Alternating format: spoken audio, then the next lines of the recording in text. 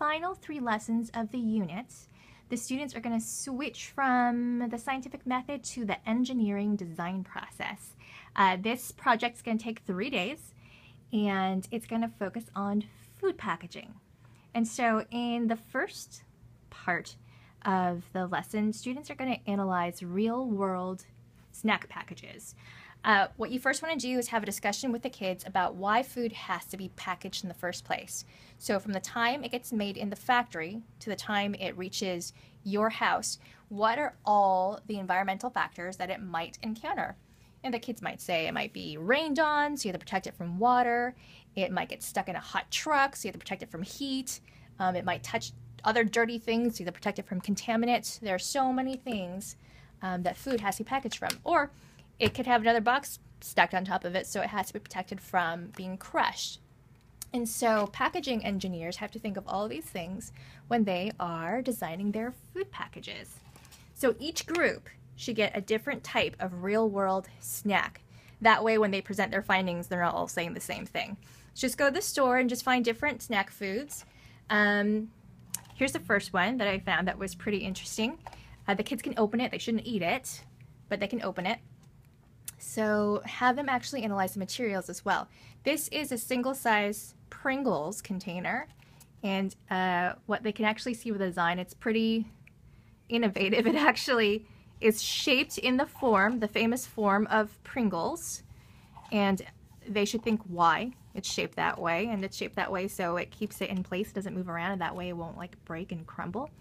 It's also packaged in a pretty rigid plastic, so it's actually pretty hard. And they could think about those things as well. And that would also protect it from not only moisture and contaminants, but from being crushed. Again, the main thing with Pringles is they're pretty delicate, so you want to make sure that nothing is going to smash them. They could peel this back. So this is what looks like aluminum foil.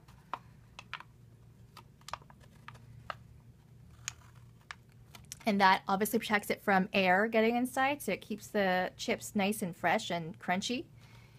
And then there's a little bit of crushed cookie or chip on the bottom, but for the most part, they're still in their proper shape. So, you know, the kids can think about the question, is this a good package? Yeah, it's an amazing package if you're only thinking about keeping the chip from breaking and from keeping everything from getting contaminated. Is it a good package in terms of the environment? Yes and no. Can it be recycled? Yes, it can be recycled. But is it worth it to create this whole package, which kind of takes up space just for one single serving of Pringles, one single serving of chips? That's something that they have to think about. Okay, and this is another Pringles one. I think Pringles is pretty good with their packaging. But again, for 2 servings of Pringles, they're going to have a lot of materials used. So on the bottom, it's a hard aluminum. Okay, on the top, it has its own, another hard plastic covering. So these chips definitely are going to be in one piece when you open them. It's covered with another, this actually is paper, laminated with a little bit of aluminum. So these are super crispy inside. And this seems to be cardboard rolled into a cylinder that's also lined with a thin layer of aluminum. And why do you think that is? Why wouldn't just cardboard be enough? Why is there also a little thin layer of aluminum? So they could think about that as well. Sometimes food actually reacts with the materials you package in, so that's, you package them in, so that's something to consider. But again, super good packaging in terms of keeping the food safe and in one piece, but also produces a lot of waste. So that's something that they have to think about. So here's a Reese's, single serving again. It's wrapped in a thin plastic. So, you know, you could discuss, this is hard plastic, a rigid plastic. This is flexible plastic. You open it up, it opens pretty well. And so inside you have your 2 peanut butter cups. They are held in place by kind of a really thin cardboard piece that keeps them from cracking. And there's 2 of them right there. And the candy itself is wrapped in a little paper cup. Okay, so it keeps the chocolate, if it melts a little bit, from touching each other and getting each other's way. So, you know, it came out perfect. Nothing was melted, nothing was cracked. This little bit of plastic and this little tiny thin cardboard was enough to keep the Reese's safe. Is this plastic recyclable? For most places, it's not. So that's going to be just thrown into the trash. But compared to this or this, is it creating as much waste? And it's not. So all the things that you have to think about. Also think about cost. I mean, this looks like it's really expensive for the company to produce just for their 2 servings of chips. Whereas this looks like it's super cheap for them to produce. And it still serves its purpose. Okay, so we can put that back in. So after you have your discussion analyzing actual real-life snack packages, the students are going to get their team challenge. And the challenge is called the S'more Challenge. And so what happens is a cookie company called Cookie Co. wants to package their new item, and that's a single serving of a s'more. So 2 graham cracker pieces, a marshmallow, and a little section of chocolate. And they had their engineers in their lab test for the biggest problem that would happen if there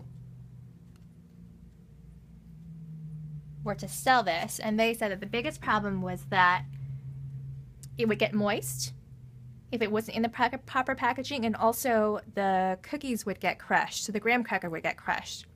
And so your job as a team, you're going to tell the students, is to design packaging for a single s'more that would withstand a crush test and also a moisture test. And so it can't get wet, and it has to stay all in one piece, which is a lot harder than it looks. And so Cookie Co. is going to set their budget at $5. They can only spend $5 for the entire duration of the project over 3 days. And the package itself can only cost $1. So even if they spend $5 in all the materials that they need, which is totally fine, they have to stay under $5, the single package itself, if you broke it down into its separate components, could only cost $1. So the kids have to know the difference between that, the budget of their entire project, and then the cost of producing just one of their final design. And so I'll show you. They're going to have to buy the materials. You're not going to hand out materials to the groups. They have to think about the project, think about what the problem is, and the problem is it has to not get crushed, not get wet. They have to think of their constraints, so that's all the budgeting, and the time. They only have 2.5 days, really.